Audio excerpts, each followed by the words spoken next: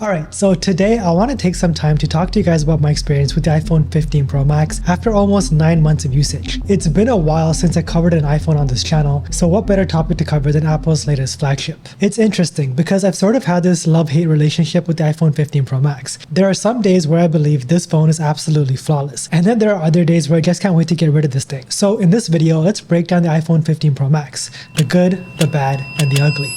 I've been feeling so small. Watch the clock ticking off the wall. How's it going, everyone? My name is RJ and this is the iPhone 15 Pro Max, specifically in the natural titanium colorway. Let's start off by talking about things that I really appreciated with the iPhone 15 Pro Max. And then towards the end of this video, I'll tell you guys some issues that I've had with this phone and some issues I'm currently experiencing. Starting off on a positive note, this is one of the best colorways I've ever seen on a smartphone. This titanium gray is just so beautiful. Hands down, one of the best iPhone colors in my opinion. What really stands out to me though is that it looks different in different lighting conditions. Indoors, it sort of looks like this classy gray, and under direct sunlight on a bright sunny day, it's sort of this off muted gray. This year, in an unexpected move, Apple opted to get rid of the reflective, polished stainless steel rails and replace the iPhone 15 Pro Max with a brushed titanium frame. And to my surprise, it's held up way better than I expected. I don't see a single scratch or any noticeable blemishes. And the thing is, it's not like I kept my iPhone in a case at all times. There have been a couple of times where I did drop my phone caseless from about waist high and nothing, not even a scuff mark. However, I would highly recommend still getting a case. In the hands, the iPhone 15 Pro Max is noticeably lighter this year. In fact, it feels significantly lighter than the iPhone 14 Pro Max, which was one of my biggest complaints last year. This year, thanks to the titanium frame, the iPhone 15 Pro Max is a lot easier to handle. Gaming, scrolling, typing, and watching content is much more comfortable now. The corners are also a bit more rounded this year, meaning holding the iPhone 15 Pro Max for long durations doesn't dig into your palms as much. I think sometimes we take for granted how good these OLED displays on these phones actually are.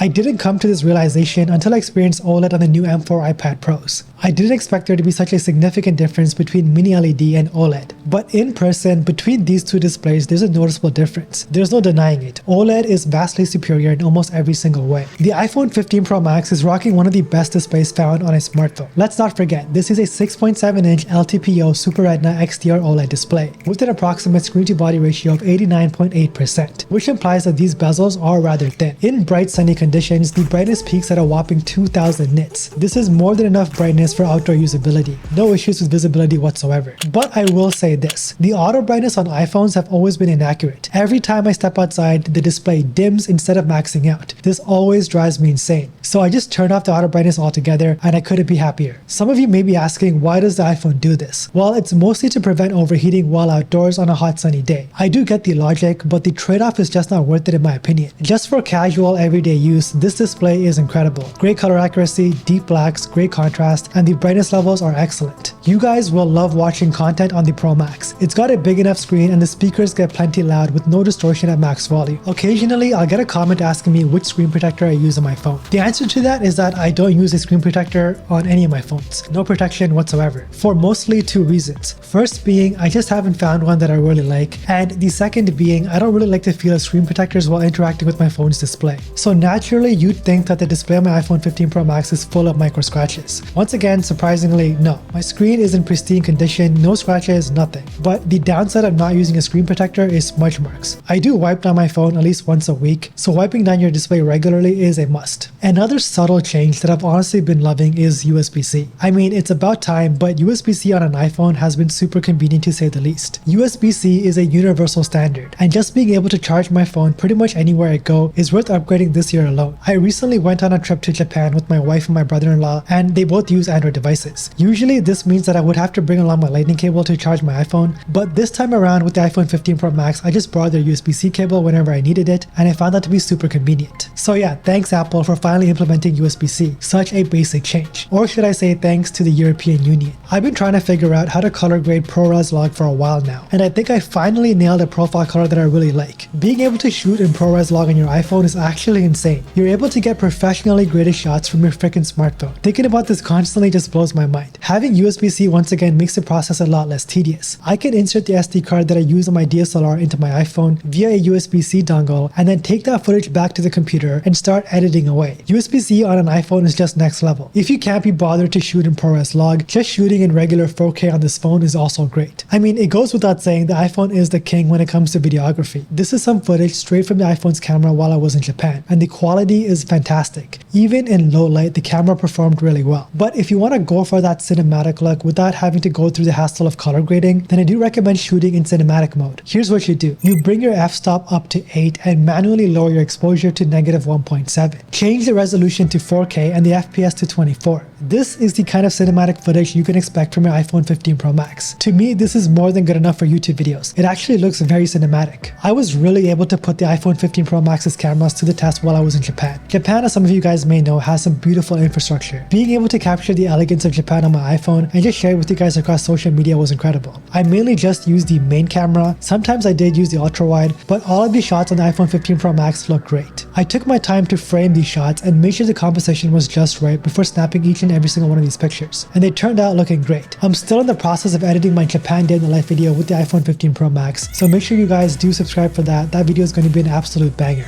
One of the reasons I will never travel without my iPhone is the ability to shoot raw photos on this device. Being able to shoot pictures in RAW and then bring them over to Lightroom to add my own unique touch to these pictures is one of my favorite things to do during my spare time. I then get to share these edits with you guys over on Twitter and Instagram. Just take a look at some of these shots. It's hard to believe that these are all shot on a smartphone. In fact, I love the pictures I took in Japan so much that I'm currently in the process of printing them out, framing them, and then putting them up in my studio. Now, before we dive into some downsides of the iPhone 15 Pro Max, we gotta talk about these cases that Casify sent over. I've been a Casify customer well before I had a YouTube channel, so to finally work with Casify on these videos is a full circle moment for me. And I have no one but you guys to thank for that. So today we have Casify's lineup of bounce cases. Bounce cases are one of my favorite cases for enhanced protection. They're 6 times the military standard and offer an insane 22.3 feet of drop protection, thanks to the bounce corners and Casify's proprietary tech called EcoShock. EcoShock material is actually unique to Casify. Whenever you drop your phone, the impact is absorbed and dispersed throughout the case, preventing any damage to your phone's structure. There's bezels over on the front for screen protection, and bounce cases are both wireless charging and MagSafe compatible. I heard their most popular selling case is this RJ Tech branded case.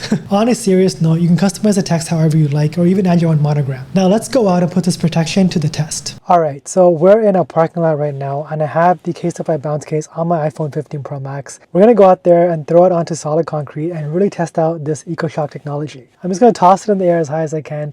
It's gonna fall on the ground and we're gonna see how it goes. Ooh, that did not sound good. But surprisingly, the phone is okay. There's a few scuff marks on the bottom of the case, as you guys can see right there. And as you guys can see, the phone is fine. There's no damage anywhere, even along the edges. And even the display is fully intact, working, and ready to go. The 22.3 feet of drop protection is actually legit. So yeah, if you guys want to pick yourself up a Casify bounce case for your iPhone, then head on over to casify.com/rjtech, and for a limited time, you will get a 10% discount off your entire purchase. And thanks to Casify for sponsoring this video. I think it's important to state that this is my third iPhone 15 Pro Max. My first 2 iPhones did have some overheating issues, which were supposed to be fixed via software updates. But even after the updates, I was still experiencing overheating issues. So I took my phone into Apple and got a replacement. Twice. With my third replacement, this model, I haven't noticed any overheating issues. It does get slightly warm at times, especially when I'm doing things like playing AAA games or charging my phone in my car. But other than that, it's been pretty cool throughout the day for basic tasks. One of my biggest complaints about the iPhone 15 Pro Max is the battery is just not that good this year. And this has nothing to do with my iPhone having poor battery health. In fact, my battery health is still sitting at 98%. It's crazy. By the time it's the mid-afternoon, I have to juice this thing back up again. I find this to be very odd for a Pro Max Apple device. I've owned every Pro Max device since the iPhone 11 Pro Max, and all of those devices have been full one-day phones. This is the first time I find myself charging midday. And you know what? My usage is pretty typical of the average user, except I do use 5G for about 85% of the day. But mostly I'm just using my phone for emails in the morning, some social media scrolling, texting in the group chat, and a few 5-minute phone calls followed by some light gaming. That's pretty much it for a majority of the days. And to have to charge this thing by 4:30 p.m. is kind of ridiculous. I use my S24 Ultra the same way I use my iPhone, and this phone lasts me at least till midnight. I was hoping the battery situation would get sorted out through software updates, but that hasn't been the case. I'm currently on iOS 17.5.1, and yeah, I'm still experiencing battery issues. But let me know down in the comments what screen on times you guys are getting.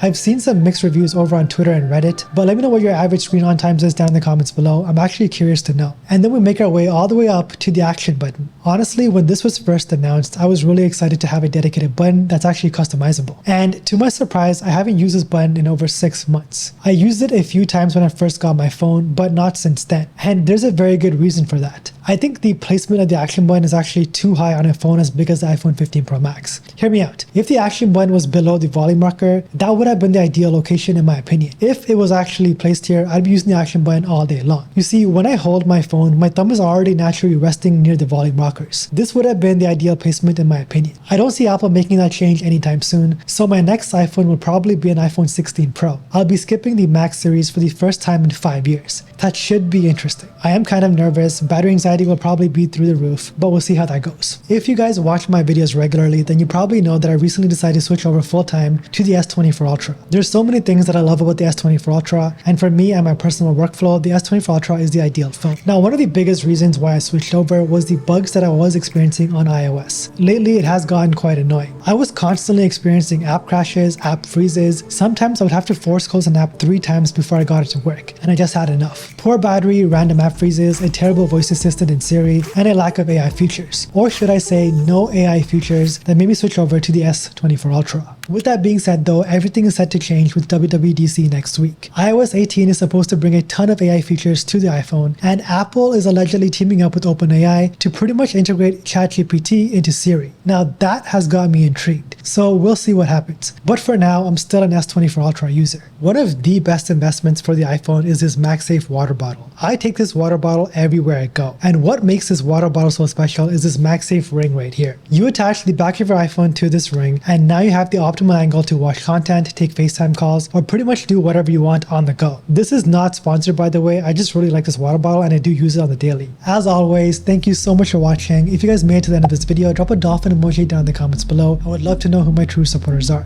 Don't forget to check out today's sponsor Casify, and don't forget to flex with your poorly optimized battery tech.